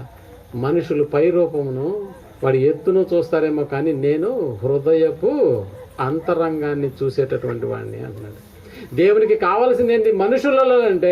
అంతరంగపు స్వభావం కావాలి. ప్రియమైనటువంటి వాళ్ళరా, అడుగుతున్నాడు. వీళ్ళేనా ఇంకెవరన్నా ఉన్నారంటే, ఉండాలండి అక్కడ ఎక్కడో గొర్రెలు కాసుకుంటా ఉండాలి. నువ్వు పిలిపించు తొందరగా ముందు అంటున్నాడు. అంతే. ఇదిగో పిలిపించాడు దావీదును. చూడగానే ఎలా ఉన్నాడంట దావీదు? చదవండి కింద, ఫాలో అవ్వండి. ఏం చేస్తున్నాడు? యెషయిని అడుగ్గా ఇంకా కడసారి వాడు ఉన్నాడు, వాడు గొర్రెల్లో కాయిచున్నాడు. అతడు ఎర్రని వాడును, చక్కని నేత్రములు గలవాడును, చూచుటకు సుందరము నేత్రములు గలవాడును. అతడు రాగానే నేను కోరుకున్నవాడు ఇతడే, నేను కావాలనుకున్నవాడు ఇతడే. దేవునికి ఎవరు కావాలి చెప్పండి ప్రేమటువంటి వాళ్ళతో? ఇంతకీ దావీదులో నచ్చినటువంటి లక్షణం ఏంటి? దేవునికి ఏమి నచ్చింది అని అంటే, మనకు తెలుసు దావీదు గారు మనకు బాగా పరిచయమైన సందర్భం ఏదండి? ఫిలిష్తీయుల్లో గొల్యాతును చంపేటప్పుడు బాగా పరిచయం మనకి దావీదు. అంతేనా కాదా? గొల్యాతును చంపడానికి నిర్ణయించుకున్నప్పుడు ఇదిగో తన అన్నలు యుద్ధ రంగంలో ఉన్నారని నాన్న ఏదో ఇచ్చి పంపిస్తే ఇచ్చేసి రారా అన్నప్పుడు రాకుండా ఆడ చెబుతున్నాడు. ఆ గొల్యాతుగాడు 40 రోజులు వచ్చి వాడు సవాలు కొడుతున్నాడు దేవుని ప్రజల మీద. అసలు ఈడెవడు? దేవుని ప్రజలైన మనల్ని దేవుణ్ణి కించించడానికి ఈ ఫిలిష్తీయుడు ఎంతటి వాడు అని అంటే వీళ్ళందరూ భయపడిపోతారు. రే గమ్మగాడు వాడు వింటే నిన్నేమన్నాడు? మమ్మల్ని దంతాడు, వచ్చి మమ్మల్ని చంపుతాడని సముదాయిస్తున్నారు ప్రేమటువంటి వాళ్ళరా. ఆ మాట ఏ మాట తెలిసింది. వాడిని చంపేస్తాను పోయి అంటున్నాడు. ఎవరిని చంపేస్తాడు? గొల్యాతును. వాడు డాలే ఒక మనిషి మోసుకొని పోతున్నాడంట. వాడి ఈటే వాని గురించి వివరించేటటువంటి స్థితిని మనం ఆలోచిస్తే చాలా ఆజానుబాహుడు. అలాంటి వాడి గురించి ఆఫ్టర్ ఆల్ అన్నట్టుగా మాట్లాడుతున్నాడు దావీదు. ఆ మాట ఏ మాట సౌలు దగ్గరికి వెళ్ళి, అయ్యా పలానోడు వచ్చినాడు, వాడు చంపేస్తాడంటే వాడిని అని అంటే, ఇట్లా తీసుకురమ్మని వాడిని అన్నాడు. తీరా పోతే బాలుడు రా, నువ్వెట్లా చంపుతావు అని అంటే, రాజా సౌలు గారు మీకు సంగతి తెలుసో తెలియదు కానీ నేను ఇప్పుడు చెప్తాను విను అన్నాడు. ఏంటి ఆ సంగతి అని అంటే, నేను అరణ్యంలో గొర్రెలు కాసుకునేవాడిని, కానీ ఒకరోజు ఏం జరిగింది అని అంటే, ఒక సింహము ఒక ఎలుగుబంటు ఈ రెండు వచ్చి ఏం చేసాయి, గొర్రె పిల్లను తమ నోట కరిపించుకొని పారిపోతున్నాయి. గొర్రె పిల్లను తమ నోట కరిపించుకొని పారిపోతున్నప్పుడు నేను గమ్ముకున్నానా? పోనీలే గొర్రె కదా, అందులో నాకున్న గొర్రెల్లో ఒక గొర్రె పోతే పోయిందిలే అని నేనేమైనా గమ్ముకున్నానా? లేదు, వాటిని వెంబడించి ఏం చేశానో తెలుసా? సింహాన్ని నోరు చీల్చేశాను, ఎలుగుబంటిని చంపేశాను, నా గొర్రె పిల్లల్ని నేను రక్షించుకున్నాను. సింహం కంటే బలాఢ్యుడా వీడు? ఎలుగుబంటి కంటే బలాఢ్యుడా వీడు? ఒక్క ఛాన్స్, మొదటి దెబ్బకే చచ్చిపోతాడు వాడు అని కాన్ఫిడెంట్గా చెప్తున్నాడు. అంటే దేవుడు నాకు తోడుగా ఉండి నేను చేస్తున్నటువంటి పనిని నాకు ఎంత విజయవంతంగా ఇస్తున్నాడు. ఓ సింహాన్ని ఒక బాలుడు చంపడం అంటే అయ్యే పనా అండి? అయ్యే పనా? దాన్ని దగ్గరగా చూస్తేనే సగం చచ్చిపోతాం మనం, అంతేనా కాదా? కానీ దాని నోట్లో ఉన్నటువంటి గొర్రె పిల్లను కాపాడాడంటే దేవుడికి ఎక్కడ కనెక్ట్ అయ్యాడంటే తెలుసా? అరే గొర్రె పిల్ల విషయంలోనే వీడి ఇంత శ్రద్ధ కనపరిస్తే పోతే పోనీలే అనుకోకుండా ఆ సింహాన్ని వెంటబడి చంపి ఆ గొర్రె పిల్లను రక్షించాడని అంటే, ఇదిగో నా ప్రజలను ఇంకెంత బాగా చూసుకుంటాడు, ఎంత బాగా చూసుకుంటాడు. అందుకే ప్రేమటువంటి వాళ్ళరా, ఓ చక్కటి అవకాశాన్ని దేవుడు దావీదుకు అనుగ్రహించాడు. నా ప్రజలను కాపాడాలంటే నిజంగా నాకు ఉండవలసినటువంటి వాడు దావీదే. ఆలోచించండి, దేవునికి నచ్చాడు ప్రేమటువంటి వాళ్ళు. ఇలాంటి వాడే కావాలి. దేవునికి వ్యతిరేకంగా ఎవడు ఏమన్నా కూడా ఏమంటాడో తెలుసా? ఏ నోరు మాట్లాడింది దేవునికి వ్యతిరేకంగా? ఏ నోరు ఆ నోరు ఎక్కడుంది? తలలో ఉంది. ఇప్పుడు తలనే నరికేసేయాలన్నాడు. అంతే వెళ్ళి ఏం చేశాడు? ఓ వెడిశాల తీసుకున్నాడు, 5 రాళ్ళు ఏరుకున్నాడు, మొదటి రాయికే పడిపోయాడంటే పడిపోగానే ఏం చేశాడు తెలుసా? వెంటనే పరిగెత్తుకుంటూ వెళ్ళాడు, వాడి కత్తె తీసి వాడి తలనే నరికేశాడు, చేతిలో పట్టుకొని పరిగెత్తుకుంటూ వచ్చేసినాడు సౌలు దగ్గరికి. అయిపోయిందా? క్షణాలలో, ఓ యాక్సిడెంట్ క్షణాల్లో ఎలా జరిగిపోతుందో అలా కళ్ళు మూసి కన్ను తెరిసేలాగా తలతో ఎక్కడున్నాడు? వచ్చి సౌలు దగ్గర ఉన్నాడు. ఆశ్చర్యపోయారు ప్రేమటువంటి వాళ్ళ ఇశ్రాయేలీయులు అందరూ. ఒరే 40 రోజులు వీడు వచ్చి మనకు తొడగొట్టిన వాడు వీడేనా అని వాళ్ళు చూస్తున్నారు. దావీదు ఏమంటున్నాడు తెలుసా? నా దేవుని గురించి వ్యతిరేకంగా మాట్లాడిన నోరు ఇదేనా? దాన్ని తలలో కూడా ఉండించకూడదు, అందుకని తల తీసుకొచ్చేసినాడండి. ఎవడు కావాలి చెప్పండి? దేవునికి ఎవడు కావాలండి? దేవుని పక్షంగా నిలబడేటటువంటి వాడు కావాలి, దేవునికి వ్యతిరేకంగా నోరు మూయించేటటువంటి వాడు కావాలి. అలాంటి వాడు కావాలి దేవునికి. దావీదులో పుష్కలంగా కనిపిస్తున్నాయి ప్రేమటువంటి వాళ్ళ. అలాంటి ఈ రోజుల్లో కూడా మన మధ్య దావీదు ఉన్నాడా? ఈ రోజుల్లో కూడా మన మధ్య మోషే ఉన్నాడా? ఉన్నారండి. ఎక్కడున్నారు? పేర్లు పెట్టుకుని మాత్రం ఉన్నారు, కానీ లక్షణాల విషయానికి వస్తే లేరు ప్రేమటువంటి వాళ్ళ. మీరు ఆలోచించండి. పేర్లు పెట్టుకున్నటువంటి వాళ్ళు మనకు కనిపిస్తున్నారు, కానీ ఆ పేర్లు వెనకాల వాళ్ళకి ఆ లక్షణాలు ఉన్నాయా అని అంటే ఎక్కడ కనిపిస్తాయి ప్రేమటువంటి వాళ్ళ? ఆలోచించండి. ఏలియాను గురించి మనకు తెలుసు కదా, ప్రవక్త అయిన ఏలియా. ఇశ్రాయేల్ ప్రజలందరూ డబుల్ గేమ్ ఆడుతున్నారు.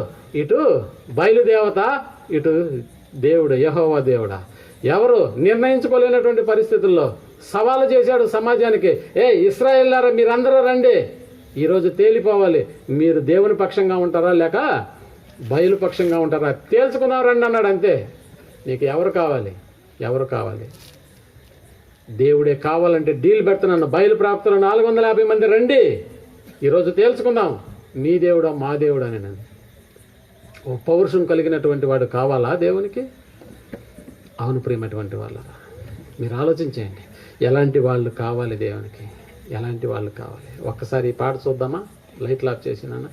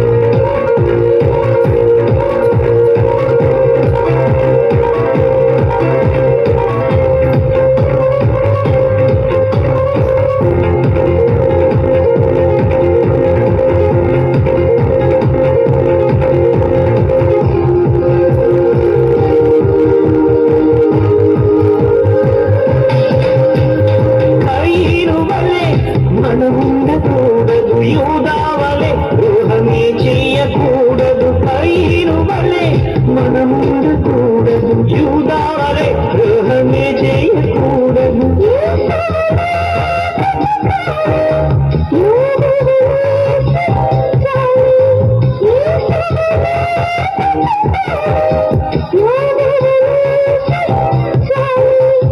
ఇలాంటి వారే కావాలి, ఈనాడే నీవు బ్రతకాలి.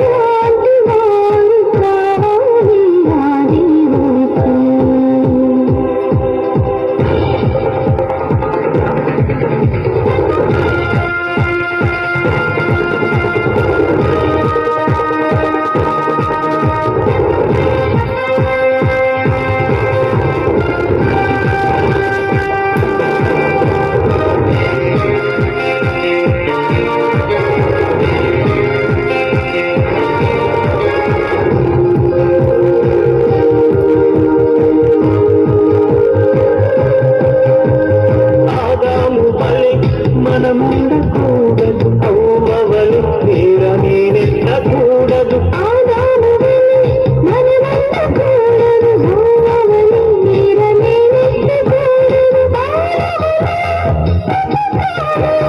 జయశాలి వలె జయించాలి, జయశాలి వలె జయించాలి. ఆ యేసు వలెను మారాలి, లోకాన్ని వెలిగించి రావాలి. ఆ యేసు వలెను మారాలి, లోకాన్ని వెలిగించి రావాలి.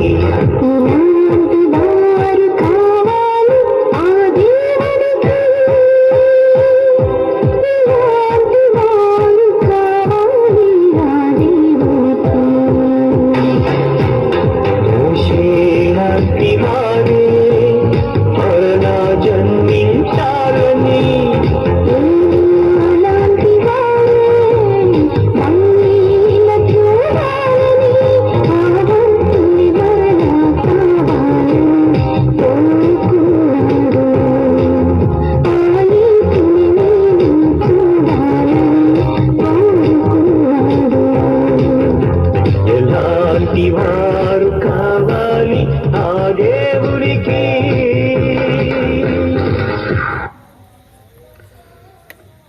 ఓ ధైర్యవంతుడు కావాలి దేవునికి, ఓ సాహసవంతుడు కావాలి దేవునికి ప్రేమటువంటి వాళ్ళు.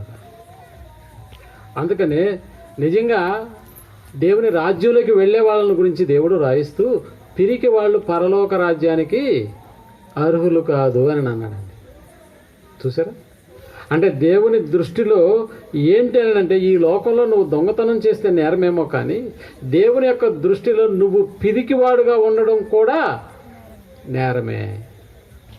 అందుకనే ధైర్యం కావాలి. దేవుని కార్యక్రమాలు చేయాలని అంటే ధైర్యం ఉండాలి ప్రేమటువంటి వాళ్ళ. ధైర్యం ఉండాలి. ఆ ధైర్యం నీలో ఉంటే నువ్వే దేవునికి కావాలి, నువ్వే దేవునికి కావాలి. దేవునికి కావలసినటువంటి లక్షణాలు నీలో ఉంటే నువ్వే దేవునికి కావాలి. ఎలాంటి వారు కావాలి దేవునికి అని ఆలోచించినటువంటి దేవుడు ఎలాంటి వారు కావాలి అన్న ఉద్దేశంతో ఆయన కుమారుడైనటువంటి యేసు ప్రభుల వారిని లోకానికి పంపించారండి. యేసు ప్రభుల వారిని లోకానికి పంపించినప్పుడు యేసులో ఉన్నటువంటి లక్షణాలు అన్నీ ఇన్ని కాదు ప్రేమటువంటి వాళ్ళ. ఓ ప్రేమలో మీరు ఆలోచించేయండి, ఓ నమ్మకంలో, ఓ సామర్థ్యంలో ఎన్ని లక్షణాలు మన రక్షకుడు అయినటువంటి యేసు ప్రభుల వారిలో ఉన్నాయో తెలుసా? మోషే ఒకనాడు ఫరో సింహాసనాన్న వదులుకున్నాడేమో, కానీ మన రక్షకుడు అయినటువంటి యేసు ప్రభుల వారు ఏ సింహాసనాన్ని వదులుకొని వచ్చాడో తెలుసా? పరలోకపు సింహాసనాన్ని వదులుకొని వచ్చాడు. ఆలోచించండి. అందుకనే పౌలు గారు చెబుతూ, ఇదిగో ఎలాంటి వారు కావాలి దేవునికి అని అంటూ ఆయన ఓ మాటను రాశాడు. చూడండి, ఎఫెసీలకు రాసిన పత్రిక 4వ అధ్యాయం 15వ వచనాన్ని మనం ఆలోచించగలిగితే, ఎఫెసీలకు రాసిన పత్రిక 4వ అధ్యాయం 15వ వచనాన్ని మనం ఆలోచించగలిగితే, అక్కడ రాయబడినటువంటి మాట ప్రకారము పౌలు గారు చెబుతూ 4:15 ఎఫెసీలకు రాసిన పత్రిక, ప్రేమ కలిగి సత్యము చెప్పుచు క్రీస్తు వలె ఉండుటకు అన్ని విషయంలో మనము అన్ని విషయములలో ఎగురుదామా ఎదుగుదుమా?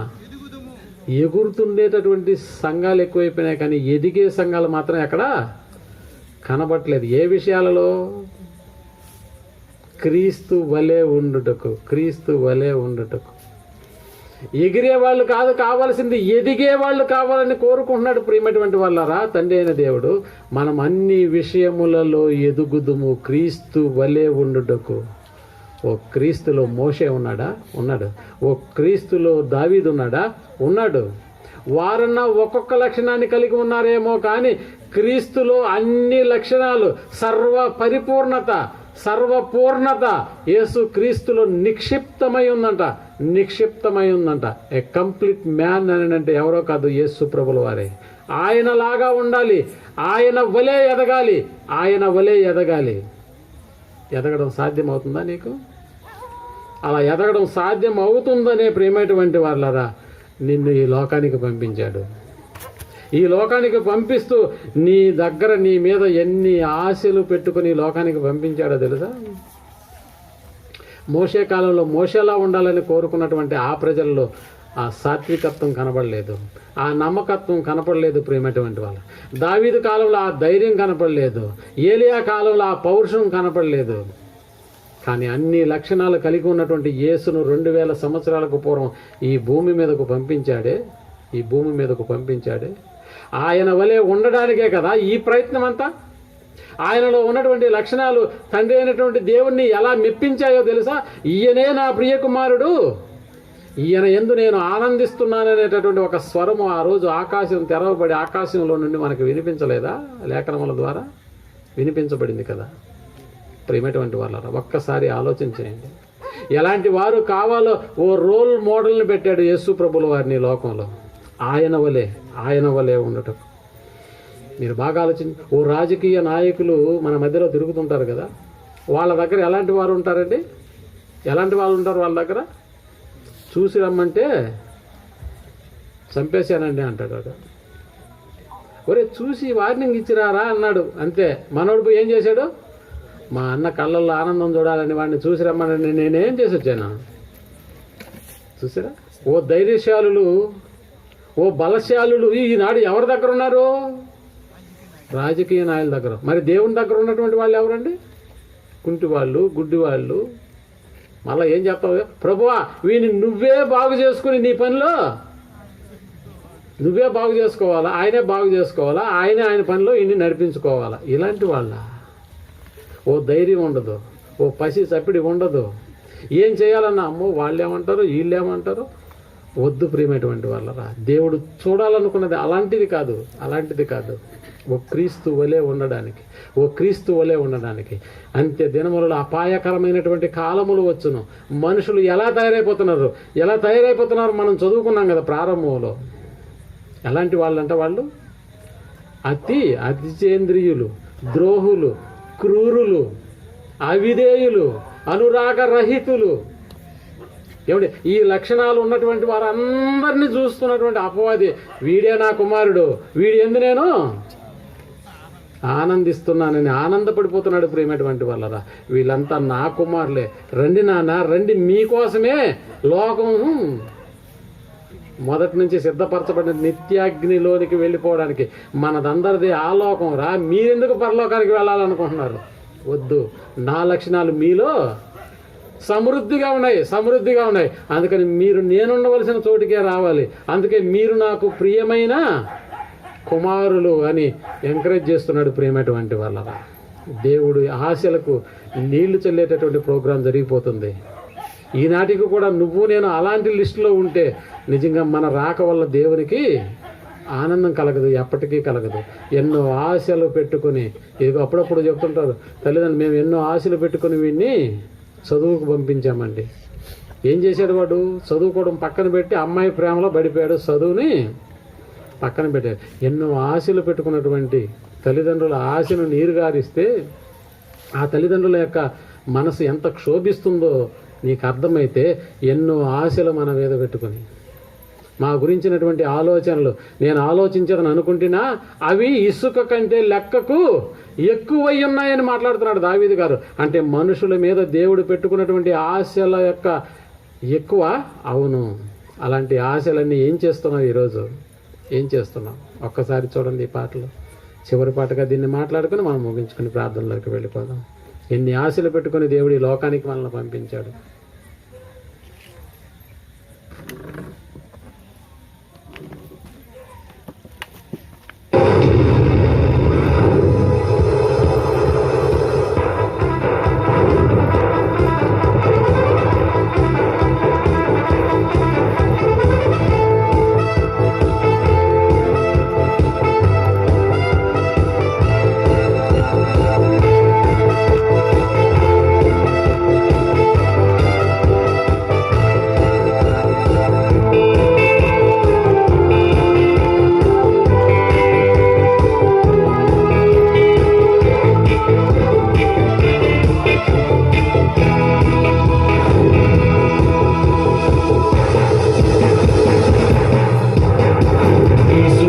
కలిగించి నడిపించినది దైవమే. ఈ భూమిపై ఉన్న నరులంతా తన పిల్లలే.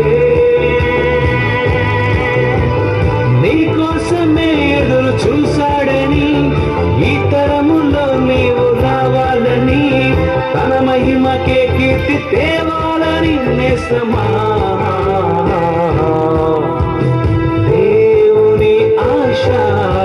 తనకు పిల్లలు కావాలని, ఆ తండ్రి పనిలోనే బ్రతుకంతా సాగాలని. దేవుని ఆశ తనకు పిల్లలు కావాలని, ఆ తండ్రి పనిలోనే బ్రతుకంతా సాగాలని. ఈ సృష్టి కలిగించి నడిపించినది దైవమే. ఈ భూమిపై ఉన్న నరులంతా తన పిల్లలే.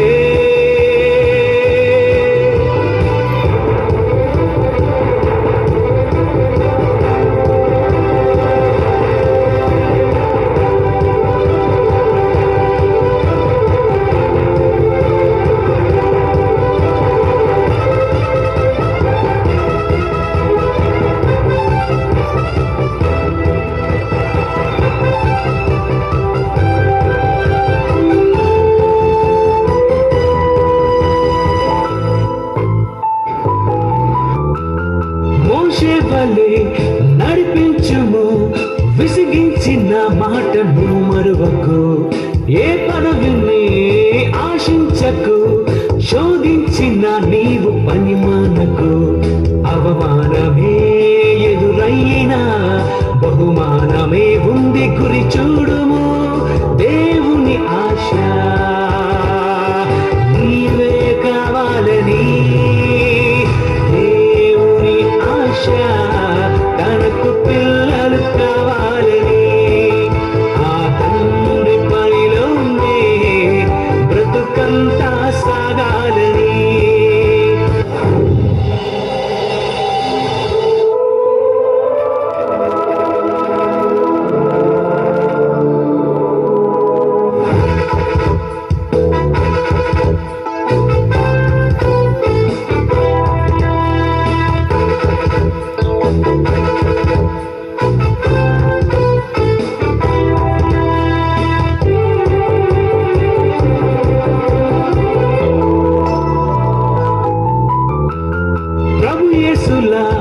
పని చేయుము, సాతాను శోధిస్తే ఎదిరించుము. లోకాశలే కలిగించిన వాక్యానికి నీవు తలదించుము.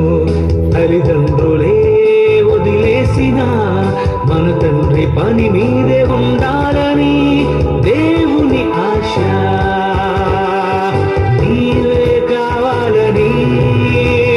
దేవుని ఆశ తనకు పిల్లలు కావాలని, ఆ తండ్రి పనిలోనే బ్రతుకంతా సాగాలని.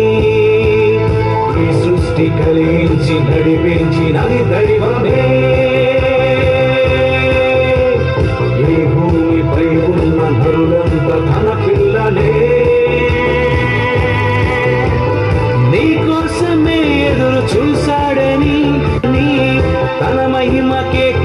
తేవాలని దేవుని ఆశ తనకు పిల్లలు కావాలని, తనకు పిల్లలు కావాలని, తనకు పిల్లలు కావాలని. అందుకే అన్ని లక్షణాలు ఉన్నటువంటి వాడుగా యేసు ప్రభుల వారు ఈ లోకంలో బ్రతికాడు ప్రేమటువంటి వాళ్ళ. కానీ మనుషుల పరిస్థితి అన్ని దుర్గుణాలు ఉన్నటువంటి వాళ్ళుగానే ఈ లోకంలో మిగిలిపోతూ ఉన్నారు.